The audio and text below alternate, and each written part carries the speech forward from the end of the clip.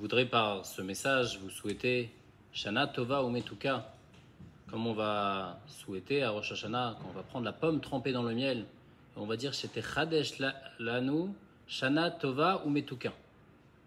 J'ai vu un Rabbi Tzadok de Lublin, il dit comme ça.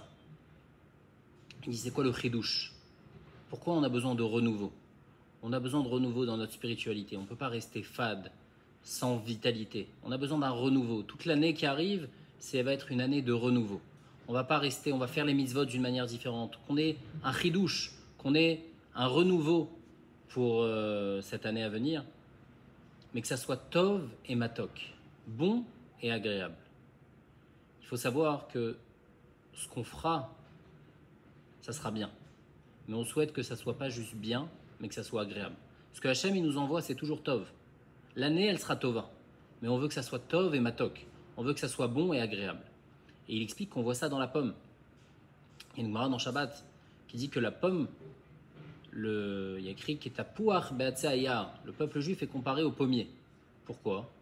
De la même manière que la pomme, le bourgeonnement du fruit se passe avant que la feuille soit complète. C'est normalement dans les arbres, il y a d'abord la feuille qui grandit complètement, et ensuite seulement il y a les fruits qui commencent à bourgeonner. Tandis que ici, dans le pommier, il y a les feuilles qui sont là, mais elles n'ont pas fini de grandir complètement, et la pomme, elle commence déjà à bourgeonner avant qu'il y ait les feuilles. De la même manière, le peuple juif, il a dit Naaseh avant de dire Nishma. C'est-à-dire qu'il a compris que ce que Hachem me demande de faire, c'est Tov. Je suis prêt et j'accepte. Ce que Hachem il va me demander de faire, c'est Tov. Et donc, nous, on ne veut pas juste que ça soit Tov, mais on veut aussi arriver au Nishma. On veut goûter et comprendre que ce qu'on fait, c'est Matok. Pas juste que ça soit Tov, mais que ça soit Matok. Et donc, c'est ça le pshat quand on va tremper la pomme dans le miel. On prend la pomme qui symbolise ce Naaseh avant le Nishma, qu'on va réaliser ce que Hachem il nous demande cette année.